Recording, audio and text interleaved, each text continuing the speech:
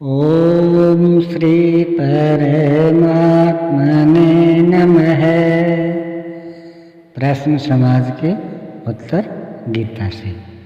प्रश्न 7। क्या छूने, खाने पीने या समुद्र पार करने से धर्म नष्ट हो जाता है? उत्तर। विचारणीय है कि छूना किसे है। यदि आप विकारों का स्पर्श करते हैं, आश्रय प्रवृत्ति को छूते हैं, तो राश अवश्य होगा। श्रृंगी की भृंगी करी डारी, पारासर के उदर विदार, रमैया की दुल्हन लूटा बाजार। साधना के विपरीत दृष्टिपात करने से साधन का ह्रास हो जाता है। साधना नष्ट तो कभी नहीं होती, क्योंकि इस भगवत पथ में आरंभ का नाश नहीं होता। रहा स्पर्श करने से धर्म के नष्ट होने का प्रश्न। व्यक्ति के छूने से धर्म का नष्ट होना कदापि संभव नहीं है, क्योंकि भगवान श्री कृष्ण कहते हैं कि यह पुरुष मेरा विशुद्ध अंश है, प्रकृति गर्भ धारण करने वाली माता, और मैं बीज रूप से पिता हूँ। अन्य माता पिता तो निमित्त मात्र है।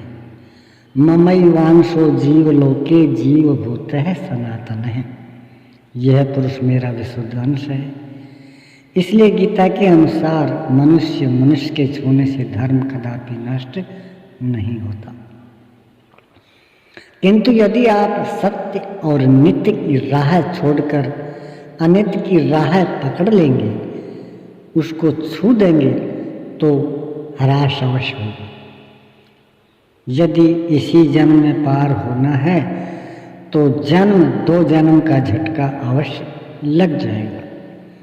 गीता के अनुसार यज्ञ अर्थात जिसका परिणाम सनातन ब्रह्म का दर्शन और स्थिति है, करने का अधिकार उन सबको है जिन्हें मानव तन मिला है। भगवान कहते हैं, अर्जुन, यज्ञ अर्थात गीतोक्त साधना रहित पुरुष के लिए पुनः मनुष्य शरीर भी सुलभ नहीं है। तो भला परलोक कैसे सुलभ होगा? यज्ञ उन सबको करना है जिन्हें मानवतन मिला है। समाज में ऊंची नीची उपाधियां, समय समय की व्यवस्थाएं हैं। जिन वर्गों के आय के स्रोत सबल थे, वे कमजोर वर्ग से काम लेने लगे। यह उतार चढ़ाव सदैव रहता आया है। जिन कबीलों में फूट होती है, उनका भाग्य वे कबीले लिखते हैं। जिनमें एकता होती है, संगठन होता है। बुद्धिमान भोक्ता और बुद्धिहीन भोजन होता है। किंतु ईश्वर पथ में इस विषमता का कोई मूल्य नहीं है। ये दुर्दिन अपने रचे हुए दुर्दिन हैं। धर्म में इनका कोई स्थान नहीं है। इस प्रकार आपस के खान पान से सौहार्द बढ़ता है, न कि धर्म नष्ट होता है। भगवान श्री कृष्ण कहते हैं, यह आत्मा छिद्य है, अदाह यह है। जल इसे गीला नहीं कर सकता, आकाश इसे अपने में समाहित नहीं कर सकता। यह आत्मा सर्वव्यापक, अचल, स्थिर रहने वाला और सनातन है। आप कौन हैं? सनातन धर्म के अनुयायी। सनातन कौन है? आत्मा। यदि आप आत्म पर्यंत दूरी तय करने वाली विधि से अवगत नहीं है, तो आप सनातन धर्म नहीं जानते। खान पान तो दूर, प्रकृति में उत्पन्न कोई वस्तु उस सनातन का स्पर्श भी नहीं कर पाती, तो वह सनातन धर्म छूने खाने से नष्ट कैसे होगा? यह भी एक भ्रांति ही है कि समुद्र पार करने से धर्म नष्ट हो जाता है। हम तो कहते हैं कि समुद्र पार करना ही हमारा धर्म है। न पार करने से धर्म अवश्य नष्ट होता है। संसार एक समुद्र है, इसे पार करने ही हम आप चलते हैं।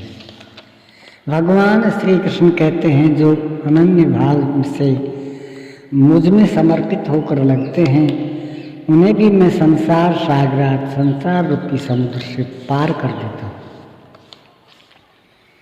भव सिंधु अगाध परे नरते, पद पंकज प्रेम न जे करते। वे अथा है भव सिंधु में पड़े हैं, जो उन पावन प्रभु के चरण कमलों में प्रेम नहीं करते। हमें सागर पार होना है,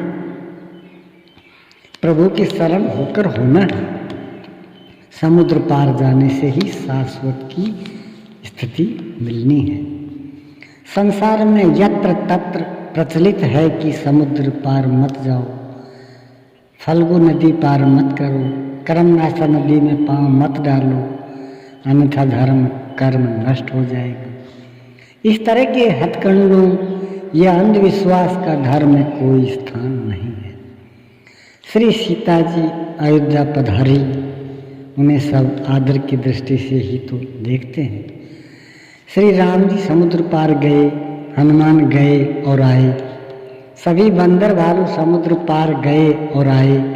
भगवान श्री राम की विजय पर सभी देवता प्रभु की वंदना में आए। ब्रह्मा ने उन बंदरों की प्रशंसा की। कृत कृत्ये विभो सब वानरी, निरखंति तवानन सादरी। ब्रह्मा जी को कहना चाहिए था कि समुद्र पार करने वाले वानर भ्रष्ट हो गए, धर्म नष्ट हो गया, जबकि देवताओं के पितामह स्तुति करने लगे। वशिष्ठ इत्यादि का स्नेह उन्हें प्राप्त हुआ। भगवान राम ने उन्हें अपना सखा माना। अतः यह धारणा निराधार है कि समुद्र पार करने से धर्म नष्ट होता है। सृष्टि में यदि जल न हो तो जीव की उत्पत्ति ही असंभव है। क्षिति जल पावक गगन समीरा, पंच रचित अति अधम शरीरा। शरीर उक्त पंच महाभूतों से निर्मित है। वैज्ञानिकों का मानना है कि मानव शरीर 14% तरल पदार्थ से निर्मित है। संत कबीर ने इसे पानी केरा बुलबुला अस मानुष की जात कहा। किसी ने इसे ओस की बूंद की संज्ञा दी। संसार में जल का जो भी उपयोग है वह सब समुद्र से ही आता है। पृथ्वी यदि एक हिस्सा है तो इसका 3 गुना जल क्षेत्रफल में है। जल के भीतर भी सृष्टि है। विशाल जल जंतु जल से ही ऑक्सीजन ग्रहण करते हैं। इस समुद्र के पार जाने या न जाने से धर्म को कुछ भी लेना देना नहीं है। हाँ, ईश्वरीय पथ के चिंतन में अनुरक्त साधक यदि संसार समुद्र में पांव रख दे, काम क्रोध लोभ मोह की ओर गतिशील हो जाए तो साधना की क्षति है, समूल नष्ट तो नहीं होगा। लक्ष्य प्राप्ति में विलंब या अवरोध आ सकता है। विरति चर्म असी ज्ञान मद, लोभ मोह रिपुमारी। जय पाई सो हरि भगति, देखू खगे से विचारी। वैराग्य की ढाल है, ज्ञान की तलवार है। मद लोभ मोह शत्रु है। इन शत्रुओं का वध कर जो विजय प्राप्त की जाती है उसका नाम है हरि भक्ति। यह संसार षड विकारों का प्रसार ही तो है। साधक भजन से विचलित हो कदाचित इन विकारों की ओर उन्मुख हो जाता है तो उसने भूल की है। उसे पुनः भगवत पथ पर कुछ घूमकर आना पड़ेगा। बीज का नाश साधन पथ में नहीं है। साधन का स्वल्प अभ्यास भी पार लग गया तो अगले जन्म में साधन जहाँ से छूटा था वहीं से आरंभ करेगा। इस विचलन से उसका रास्ता थोड़ा लंबा और दुर्लभ हो जाएगा। समुद्र भी तो सृष्टि के ही अंतर्गत है। सृष्टि एक इकाई है। यह दुख रूप है। इसके पार जाने के लिए दुर्लभ मानव तन मिला है। दुर्लभ मानव तन क्या भारत में ही है।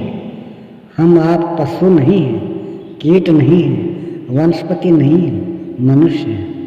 मानव एक इकाई है। प्रजनन की दृष्टि से मानव एक इकाई है।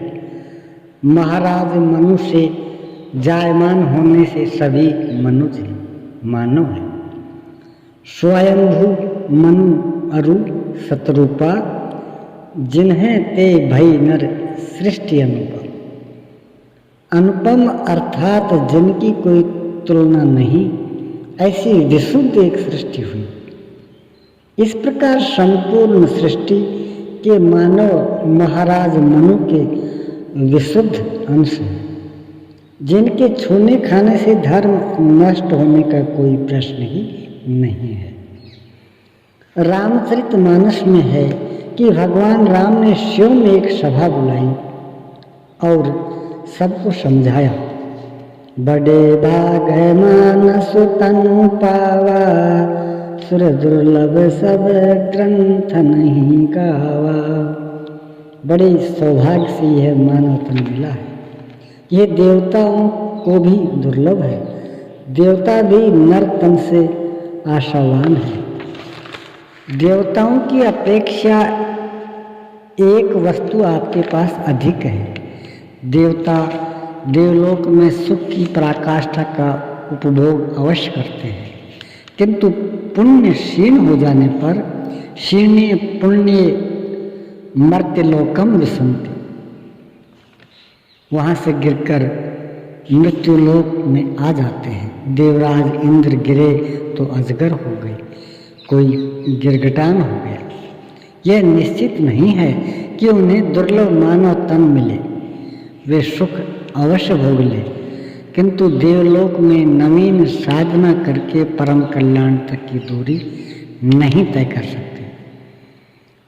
उस दूरी को तय करने का माध्यम यह दुर्लभ मानव तन है। यह साधन का धाम है, मुक्ति का द्वार है। ऐसे दुर्लभ मानव तन को पाकर जिसने अपना निजी परलोक नहीं संवारा, सो पर त्रय दुख पावई, सिरे धुनि धुनि पछिताई।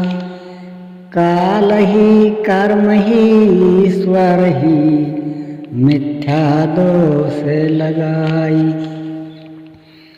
यदि वह अपना निज परलोक नहीं संवार लेता, किसी पर एहसान मत करो, अपना निजी परलोक नहीं सुधारता, वह जन्मांतरों में दुख पाता है, सिर धुन धुन कर पछताता है।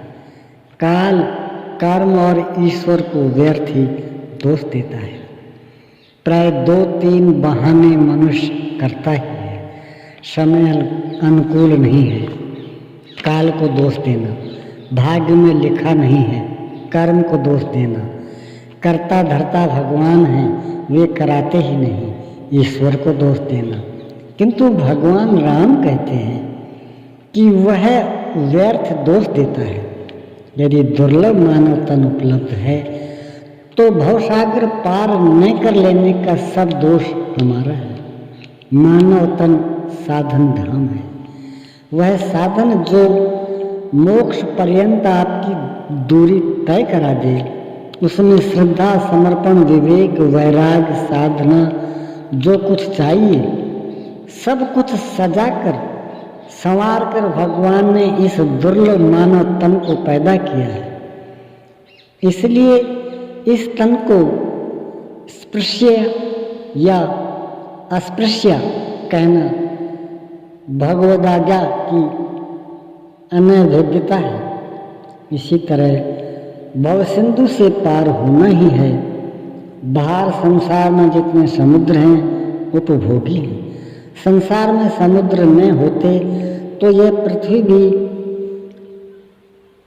उन मृत ग्रहों की तरह होती, जहाँ जल के अभाव में जीव का अस्तित्व ही नहीं है। समुद्र पार करने से धर्म की क्षति नहीं है। हाँ, सन्यासी यदि साधना छोड़कर वासनाओं के समुद्र की ओर कदम बढ़ाता है तो वह सोचनीय अवश्य है। उसने अपने पांव में कुल्हाड़ी मारी है। वह साधना कर सकता था, किंतु प्रमादवश विषयों के संसर्ग से एक आध जन्म का धक्का खा गया। धर्म नष्ट हो जाए ऐसी कोई विभीषिका वहां भी नहीं है। ओम श्री सद्गुरुदेव भगवान की जय।